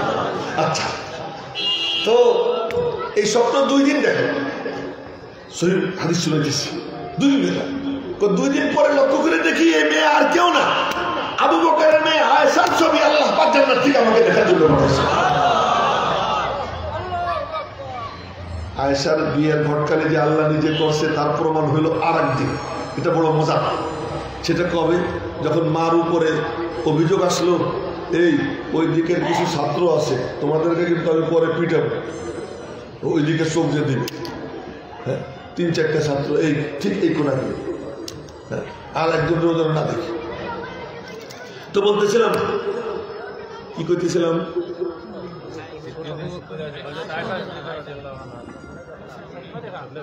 আরে না না না, আমারই মনে পড়ছে। আসল কথা কেউ মনে করাই দেওয়ার পারে না। আল্লাহ যে পাঠাইছেন, আল্লাহ যে ঘটকালি করছেন তার প্রমাণ হইল ভালোভাবে কবে? আম্মাজান আয়েশা সিদ্দিকার চরিত্রের উপরে যখন কালিমা লেপন করল মুনাফিকরা, ওই সময় নবীজি মসজিদের নববীতে মিটিং ডাকেন, বললেন তোমরা আমাকে মশওয়ারা দাও, আমি কি করতে পারি? এক একজন এক একটা বলে। হযরত আলী একটা কথা বলছিলেন, এই জন্য হযরত আলীর মা কোনোদিনও মনের থেকে ক্ষমা করতে পারেন না। হযরত আলী একটা কথা বলছিলেন কি, ইয়া রাসূলুল্লাহ, খামাখা একটা মেয়ের নিয়ে এত টেনশন করার কি দরকার? অন্নিসাউ সেওয়াহা কাসীর, আয়েশা ছাড়া কত মাইয়া আছে। আমার বাংলা বললাম, আয়েশা নিয়ে আপনার চিন্তার কি দরকার? এই এতটুকু বলছে। হযরত ওমর দাঁড়াইছেন, ইয়া রাসূলুল্লাহ, কি আমি জানতে চাই আয়েশারে কি আপনি আনছেন না আল্লাহ পাঠাইছেন? হযরত ওমর আয়সারে আপনার ঘরে আপনি আনছেন না আল্লাহ পাঠাইছেন আমি জানতে চাই। নবীজি আসমানের দিকে আঙ্গুল দিয়ে বললেন যেমন আল্লাহ পাঠাইছে। এবার ওমর কি বলে শুনেন, তাহলে আয়সার ব্যাপারে অভিযোগ করার আমি, মশওয়ারা দেওয়ার আমি কে, আর ফয়সালা দেওয়ার আপনি কে? যে মালিক আয়সারে পাঠাইছেন আয়সার ব্যাপারে ফয়সালা উনিই দিবেন। নবীজি বলেন ওমর তুমি আমার মাথার সব দুশ্চিন্তা দূর করে দিছো। তো বলছিলাম আবু বকরের রুচি কি কি? আন্নাদুর ইলা ওয়াজহি, আপনারা চাইয়ে চেয়ে দেখা। 2 নম্বর রুচি কি? যে ইনফাকু মালি আলা হুকমিক, আপনার হুকুমে দিতে দিতে ফকির হব। 3 নম্বরের রুচি আমার কন্যা আপনার ঘরে থাকবে, আপনি আমার জামাই আমি আপনার শ্বশুর। ওনার কথা শেষ হইতে না হইতে হয়তো তোমর বলে কি আমারও 3টা পছন্দ আছে, আমারও 3টা পছন্দ আছে। নবীজি বলেন ওমর তোমার পছন্দ কি? আমার 1 নম্বরের পছন্দ আল আমরু বিল মারুফ, আমার মালিকের যা পছন্দ, আপনার যা আদর্শ, এটা আমি দুনিয়াময় ছড়িয়ে দিতে চাই। আল্লাহ কয় ওমর দিলাম তোর জন্য আমি সুযোগ সৃষ্টি করে। ওমর যেদিক দিয়ে যায় পঙ্গপালের মতো মানুষ মুসলমান হইতে থাকে।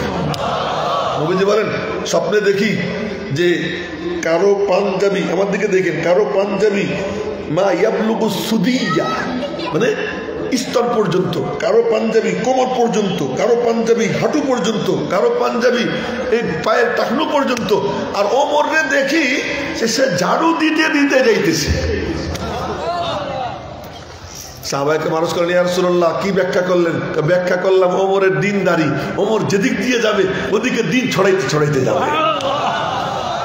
এই জন্য ওমর রাদিয়াল্লাহু তাআলা নূর জামানায় এত মুসলমানের সংখ্যা বাড়ছে, এত বাড়ছে। হজের থেকে ফেরার সময়, 63 বছর বয়সে হযরত ওমর হজের থেকে ফেরার সময় রাস্তায় একখানে শুয়ে পড়ছেন। শুয়ে পড়ে আসমানের দিকে তাকাই বলতেছেন মালিক বয়স হয়ে গেছে অনেক, নবীজির বয়সও 63 ছিল, আবু বকরেরও 63 ছিল, আমারও 63 হয়ে গেছে।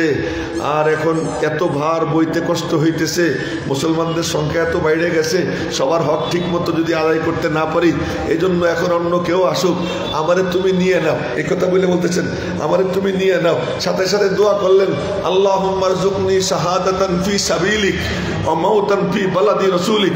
মালিক তুমি আমারে তোমার রাস্তায় শহীদ হওয়া আমার কপালে বরাদ্দ করে দাও, কিন্তু শুধু শহীদ হওয়াতে আমি সন্তুষ্ট না, ও মাউতান ফি বালাদি রাসূলিক, তোমার রসুলের যে শহর ওই শহরে আমার মৌত দিও, অন্য কোথাও দিও না, মৌতটা ওখানে দিও।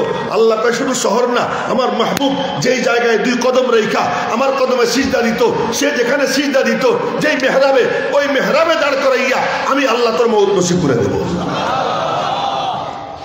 1 নম্বরের পছন্দ আল আমরু বিল মারুফ, দুনিয়াময় ছড়িয়ে দিতে চাই আল্লাহর যা পছন্দ, তার মাহবুবের যা পছন্দ। 2 নম্বর নাহিউ আনিল মুনকার, যত আল্লাহর না পছন্দ আছে সুবহানাল্লাহ এইটাকে আমি প্রতিরোধ করতে চাই। আল্লাহকে প্রতিরোধ, তোরে দেখলেই প্রতিরোধ হয়ে যাবে, তোরে দেখলেই প্রতিরোধ হবে। এমন হওয়া হয়েছে হযরত ওমর যতদিন জিন্দা ছিলেন একটা কুকুরও, একটা শুয়ারও, একটা ইসলামের দুশমনও গর্তের থেকে মাথা উঠাইতে পারে নাই, সব গর্তের মধ্যে লুকিয়ে গেছে, একজন উঠতে পারে নাই। 3 নম্বরের রুচি কি? 3 নম্বরের রুচি পুরাতন ফাটা কাপড় তালি দিয়ে পরা। হযরত ওমরের রুচি যখন বাইতুল মুকদ্দাস বিজয় করে ঢুকতেছেন হযরত ওমরের গায়ে 14টা চামড়ার তালি আনতে পারছে, 14টা চামড়ার তালি। ওনার কথা শেষ হইতে না হইতে হযরত উসমান বলে কি আমারও 3টা পছন্দ আছে। উসমান তোমার কি পছন্দ? ইতামুল জিয়ান ও কিসওয়াতুল উরিয়ান ও তিলাওয়াতুল কুরআন। 1 নম্বরের রুচি ক্ষুধার্তদেরকে খাওয়ানো। আল্লাহ কয় তোর রুচি যখন এমন, তো তোর সম্পদের কোনো অভাব থাকবে না। এমন দেওয়া দিছি আল্লাহ যে মক্কা শরীফ মদিনা শরীফ যেখানে যেখানে উসমান ছিল এমন কোন ইনসান ছিল না যে ইনসানের পেটে হযরত উসমানের খাবার ঢুকে নাই এবং যার গায়ে হযরত উসমানের কাপড় যায় নাই। আল্লাহ পাক তার রুচির কদর করছে। ইতামুল জিয়ান ও কিসওয়াতুল উরিয়ান, ক্ষুধার্তদেরকে খাওয়ানো, বস্ত্রহীনকে বস্ত্র দেওয়া। 3 নম্বর রুচি কি? তিলাওয়াতুল কোরআন, কোরআনে কারীমের তিলাওয়াত। আল্লাহ কয় দাঁড়া তোর রুচির কদর আমি করি। কি করা করে দেখেন, সুবহানাল্লাহ বলেন না সুবহানাল্লাহ। তো হযরত উসমান গনি কোরআন শরীফ তেলাওয়াত করতেছেন বৈশা বৈশা। এই সময় হযরত হাসান গেছেন, হুসাইন গেছেন, চাচ্চু কি অনুমতি দেন না, কয়েকটা বান্দর তো হয়তো উসমানকে যারা ঘিরে রাখছিল, অত সময় নেই, উসমানকে যারা ঘিরে রাখছিল এরা কয়েকটা সন্ত্রাসী, এদেরকে দমন করা আমাদের জন্য কোনো ব্যাপার না।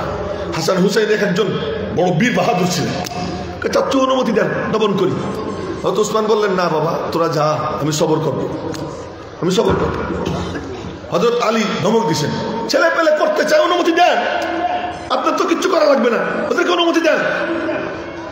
আলী হাসান হুসাইন তোরা বাইরে যা, আলী তুই আমার কাছে আয়। আলী কাছে গেছে, আমি কোরআন শরীফ পড়তেছিলাম, কোরআন শরীফ পড়তে পড়তে একটু তন্দ্রা এসে গেছিল, তন্দ্রার মধ্যে নবীজির সঙ্গে আমার দেখা হয়েছে। নবীজি আমাকে বলছেন, উসমান তোরে যারা ঘিরে রাখছে তুই যদি চাস আমি বদদুয়া করে দেই, ওরা সব ধ্বংস হয়ে যাবে। আর যদি তুই চাস তুই সবর কর, আমি জানি তুই আজকে রোজা রাখছিস, আমি ইফতারের আয়োজন করি, সন্ধ্যাবেলা তুই আমার সাথে ইফতার করিস, আমি ইফতারের আয়োজন করব, সন্ধ্যার সময় তুই আমার সাথে ইফতার করবা। হযরত আলী নবীজি এই কথা বলার পরে আমি কি বলছি জানো? কি বলছেন? আমি বলছি আমি সবর করব, সন্ধ্যার সময় আপনার সাথে ইফতার করব। হযরত উসমান বললেন, আলী দুনিয়া কিয়ামত হয়ে যেতে পারে, সন্ধ্যার সময় আমার মাহবুবের সঙ্গে আমার ইফতারকেও ঠেকাই রাখতে পারবে না। হযরত উসমান বসে বসে কোরআন শরীফ তেলাওয়াত করতেছেন। আসরের নামাজের পরে এক কবিরা পিছন থেকে ঢুকছে, দেয়াল ভেদ করে দুইটা খঞ্জর পিঠের মধ্যে মারছে, সিনা দিয়ে খঞ্জর বের হয়েছে, ফিনকি দিয়ে রক্ত কোরআন শরীফের উপর পড়ছে। হযরত উসমান গনি রাদিয়াল্লাহু তাআলা আনহু কোরআন শরীফের উপর পড়ে গেছেন, কোরআন শরীফ হযরত উসমানকে জড়াই ধরছে, উসমান কোরআন শরীফকে জড়াইয়ে ধরছেন। এই অবস্থায় আল্লাহ পাক ওনাকে শাহাদাত নসিব করে দিয়েছেন। ইতামুল জিয়ান ও কিসওয়াতুল উরিয়ান ও তিলাওয়াতুল কোরআন। হযরত উসমানের কথা শেষ হইতে না হইতেই হযরত আলী বলেন, আমারও তিনটা পছন্দ আছে, আমারও তিনটা পছন্দ আছে। কি কি পছন্দ তোমার?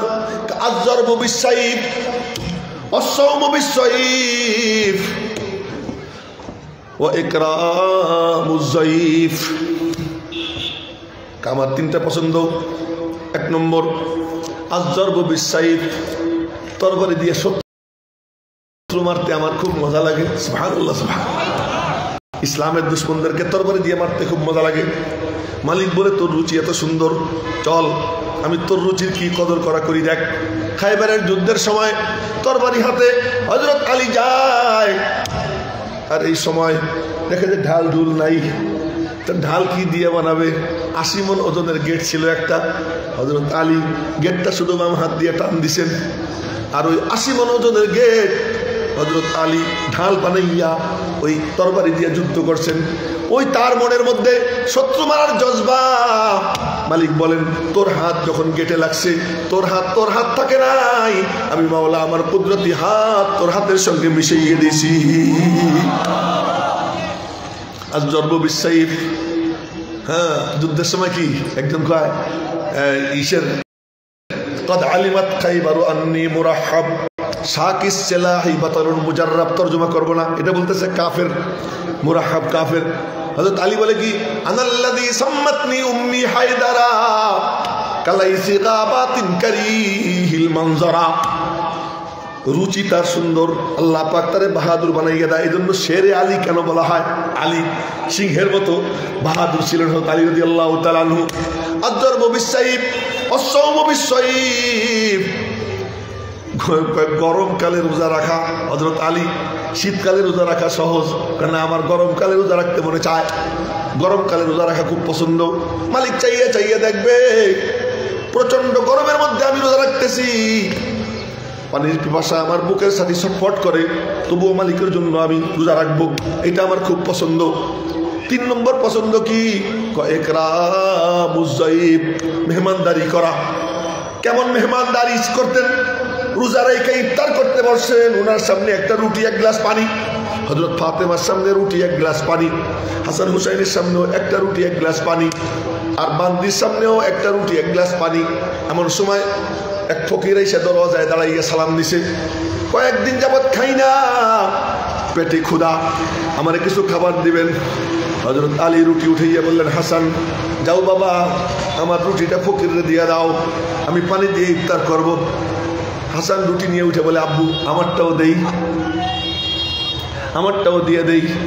হযরত আলী বললেন, আরে বাবা এটা জিজ্ঞেস করার জিনিস নিয়ে যাও। হুসাইন বলে, ভাইয়া আমারটাও নিয়ে যাও।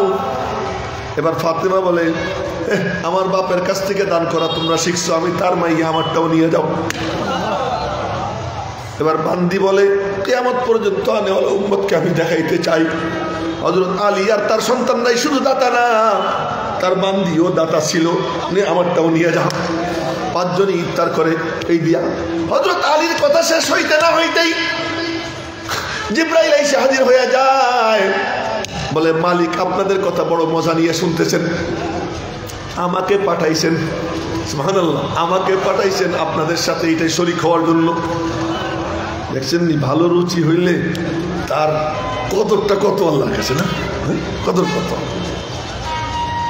আজকে আর না, আজকে এই পর্যন্ত থাকবে, আজকে এই পর্যন্ত থাকবে। শুধু কথা যেটা বলতে চাইছিলাম সেই কথা তো বলা হয় নাই, ওই কথার দিকে ফিরে যায়। সেটা হলো কি, যে এখান থেকে কিছু নিবেন, নিতে হইলে আদব লাগে। আদব শুধু আজকে না, যে কোনো সময় আহলে ইলমের সামনে, উলামায়ে কেরামের সামনে, মসজিদের খতিবের সামনে আদবের সাথে বসবে। আদব মানে আত্তাহিয়াতুস সুরাত না, আদব মানে অন্য সব কিছুর থেকে বিচ্ছিন্ন হয়ে দেহমনে একত্রিত করে মনোযোগ দিয়া আপনি শোনেন। চোখটা কাজে লাগান, কানটা কাজে লাগান, কলবটা কাজে লাগান, লাগাইয়া মনোযোগ দিয়ে শোনেন। আদব যদি কারো আইসা যায়, উলামায়ে কেরামের নেক নজর পড়ে যায়, আজ নবী নাই দুনিয়াতে, উলামায়ে কেরাম ওয়ারাসাতুল আম্বিয়া আছেন, তাদের নজর যদি পড়ে যায়, এই নজরের বরকতে আল্লাহ পাক তার সিনা হেদায়েতের নূর দিয়ে ভরে দিবেন। এর উপরে এক ছোট্ট হাদিস শুনাইয়া আমার কথা শেষ করব, নাকি সমস্যা হইতেছে? সমস্যা নাই তো? হ্যাঁ, আচ্ছা আচ্ছা, ঠিক আছে। এক চমৎকার হাদিস শুনাইতেছি, বুখারী শরীফের হাদিস। একটু কেউ একটু শুকরিয়া তারা আলহামদুলিল্লাহ কয় না, মরা দেখতেছি সব। হাদিস বলার সাথে সাথে, হাদিস মানে কি? তাজা নূর। হাদিস মানে কি? একেবারে নূর পুরা। হ্যাঁ, আচ্ছা। হাদিস কি? আমার নবীজি বয়ান করতেন, মাথা নাড়াইয়েন না কেউ, এদিক চোখ। আমার নবীজি বয়ান করতেন কেমনে? আমি যে আপনাদেরকে ওই যে মোরাকাবা করতেছে, ওই যে অমুক নিচে হয়ে রয়েছে, কাইতে হয়ে রয়েছে, মোবাইল দেখে, যে বলছি এগুলো সুন্নত। সবাই সোজা করা, মনোযোগী করা, এটা সুন্নত। নবীজি বয়ান করতেন, বলতেন আল্লাহ আল্লাহ, বিভিন্ন জায়গায় দেখবেন আল্লাহ, কান খুলে শুনো, মনোযোগী হও, অন্য সব থেকে চিহ্ন হও, মনোযোগী হও বলতেন। তখন নবীজি বয়ান করতে সময় ডাইনে তাকাইতেন, ধীরে ধীরে ধীরে ধীরে চোখ বাম দিকে আনতেন। আমাদের মতো দেড় ব্যাটারি তো না নবীজি। নবীজি এই যে দেখতেন, এই ফাঁকে সমস্ত শ্রোতাদের ছবি নবীজির মাথার মধ্যে অঙ্কিত হয়ে দিত, আর কাউকে ভুলতেন না। পরবর্তী কোনো মজলিসে বয়ানের সময় একজনকেও যদি না দেখতেন, তো সহিহ হাদিস উলামায়ে কেরাম জানেন, কানা ইয়াতাফাক্কাদু আসহাবাহু, একজন সাথী না দেখলে বলতেন, অমুক যে দেখি না, গেল কোথায়, অমুক কোথায়। একদিন বলতেছেন, ওই যে একটা ছেলেরে দেখতাম, ছেলেটা গেল কোথায়? ইয়াং ছেলে, 14-15 বছর বয়স, তাও ইহুদির ছেলে, তাও ইহুদির ছেলে, ছেলেটা যে দেখি না, গেল কোথায়? সাহাবেরা কই, ইয়া রাসূলুল্লাহ, ও তো ইহুদির বাচ্চা। হোক না ইহুদির বাচ্চা, খবর না কি অবস্থা। আইসা বলে, ইয়া রাসূলুল্লাহ, তো জ্বর। জ্বর? চলো দেখে আসি। আর মদিনার জ্বর যে কেমন, এ তো আর আপনারা বুঝবেন না। বুখারী শরীফের মধ্যে আসছে, এক বুড়ারে নবীজি দেখতে গেছেন, দেখতে গিয়ে এরকম করছেন, উনিও বুড়া, উনি আবার কিছু মনে না করে, কপালে হাত দিয়া, লা বাসা তাহুর ইনশাআল্লাহ, কোনো সমস্যা নাই, এটা তো তোমার গুনাহকে পবিত্র করে দিতেছে আল্লাহ তোমার গুনাহ থেকে। যখন এই কথা কইছে, বুড়া কয় কি, কুলতা তহুর, তুমি তহুর তহুর কও। নবীজিরে বলতেছে, তুমি তহুর বলো, কাল্লা, এ তহুর টহুর না, বালহিয়া হুম্মা তাফুর আলা শাইখিন কাবীরিন তুজিরুহুল কুবুর। এত টকবগে জ্বর, অশীতিপর বৃদ্ধকে কবর দেখাইতেছে, কবর। নবীজি বললেন, আচ্ছা বাবা ঠিক আছে, তুমি কবরই দেখো। মানে জ্বরের মধ্যে বেহুশ একেবারে। তো জ্বর আইসে গেলে, এদিকে জ্বর আইসে বেলালের, না তো আবু বকরের জ্বর আসছে, আবু বকর কয় কুল্লু মরিম মুসাব্বাহুন ফি আহলিহি ওয়াল মাউতু আদনা মিন শিরাকিন আলিহি। কয় যে আমার জ্বর হইছে রে, মউত একেবারে জুতার ভিতর থেকেও কাছে। আবু বকর কয় বেলালের জ্বর উঠছে, বেলাল কয় কি সুবহানাল্লাহ আলা লাইতা শাইরি হাল আবিতান্না লাইলাতান বিওয়াদিন ওয়া হাওলি ইদখিরুন ওয়া জালিলু ওয়া হাল আরিদান ইয়াওমান মিয়াহা মাজিন্নাতিন ওয়া হাল ইয়াবদুন লি শামাতু ওয়া তাফিলু।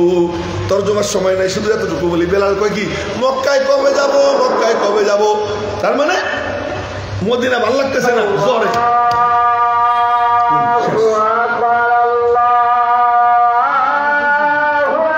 দেখছেন এই যে উঠা শুরু করে দিচ্ছে, আর হবে না।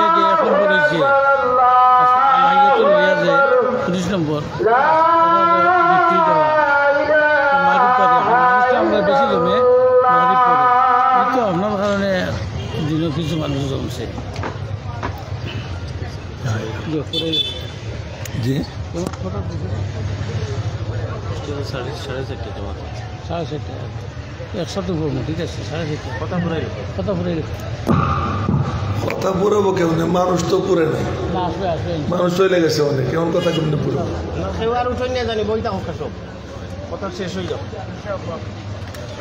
আচ্ছা। তো বলতেছিলাম যে জ্বর কেমন মারাত্মক মদিনা শরীফে, যে বেলাল কয় যে আরে আল্লাহ মক্কায় কবে যাব। তো নবীজি তখন দোয়া করছেন আল্লাহুম্মা হাব্বিব ইলাইনাল মাদিনা কাহুব্বিনা মক্কাতা আও আসাদ্দা হুব্বা। আল্লাহ তুমি মদিনারে আমাদের কাছে প্রিয় বানাই দাও, মক্কার মতো বা মক্কার থেকেও বেশি। এই দোয়া করছে। ওয়ানকুল হুম্মাহা ইলাল জুহফা, আর মদিনার জ্বরটারে জুহফায় নিয়ে ফেলাই দাও। নবীজি দোয়া করছেন। এই দোয়ার পরে জ্বরের কিছুটা তীব্রতা কমছে। এই কমার পরেও এখনো যদি কারো জ্বর হয় মদিনায়, তাতে কিন্তু মৃত্যুর মানে মুখোমুখি হয়ে যায়। তো ওই ছেলেকে দেখার জন্য নবীজি গেছেন, চলো দেখে আসি ওই ইহুদি ছেলেকে কেমনে হয়েছে রে।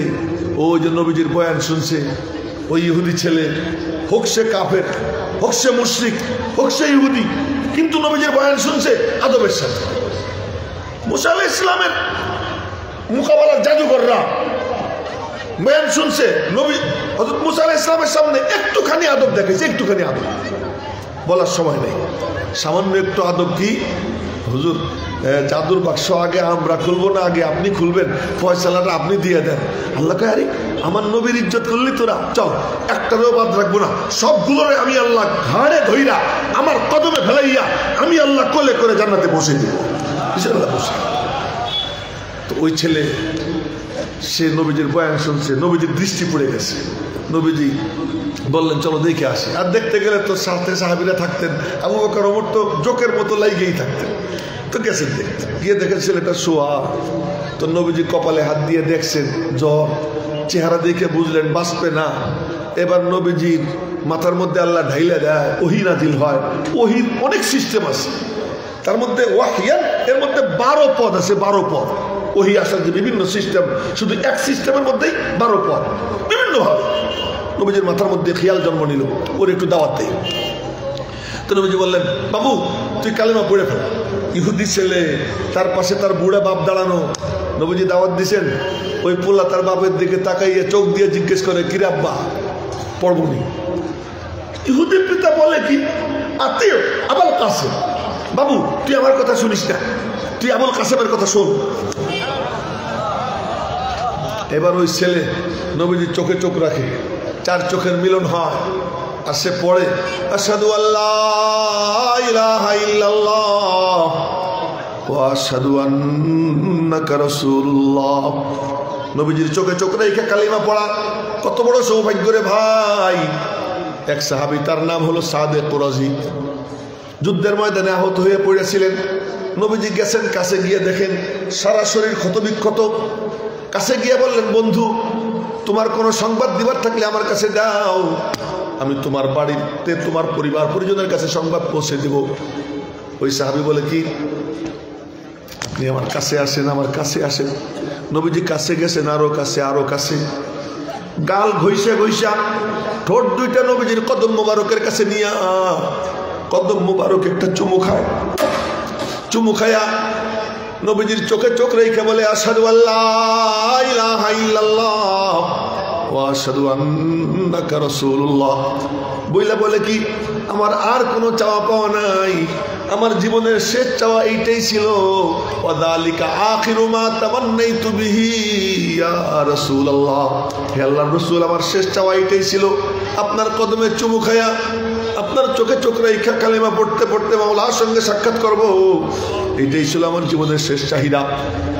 ওই ইহুদির বাচ্চা, ওই ছেলে নবীজির বয়ান মনোযোগ দিয়ে শোনার বরকতে, আদবের সাথে শোনার বরকতে আল্লাহ পাক বলতেছেন, এ আমার পিচ্চি বান্দা, তুই তো জ্বর নিয়ে আমার মাহবুবের কাছে যাবার পারবি না, আমি মাওলা আমার মাহবুবকে তোর কাছে পাঠাইয়া দিলাম। নবীজি তারে দাওয়াত দেয়, সে কালিমা পড়ে, আর কালিমা পড়ার সঙ্গে সঙ্গে তার জান কবজ হয়ে যায়। আর নবীজি বললেন, এ সাহাবীরা খবরদার, ওই বুড়া যেন আমার বাবুর গায়ে হাত না দেয়, তোমরা ওরে গোসল দাও, কাপড়ের কাপড় পরাও, আমি নিজে তার জানাজা আদায় করব। কত বড় সোনালী কপাল আদবের বরকতে। এই জন্য বলি, আহলে ইলমের আদব করবেন। উলামা ইকরামের আদব যে রক্ষা করে, আল্লাহ পাক তাকে মাহরুম করে না, আল্লাহ পাক তাকে জোর করে হেদায়েতের পথে চালায়। ইনশাআল্লাহ রাজি আছি তো? ইনশাআল্লাহ আল্লাহ পাক তৌফিক দান করুন।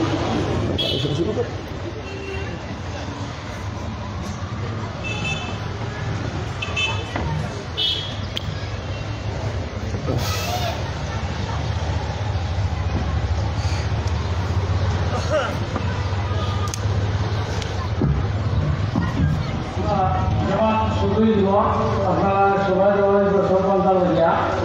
আলহামদুলিল্লাহ,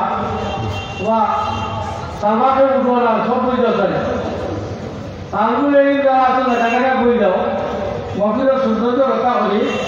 আমরা নমাজ দেখা জমা করব, মসজিদের সাথে আমরা জমা তুলে আইব, মেহরবানি করে আমরা সবাই বই যাই।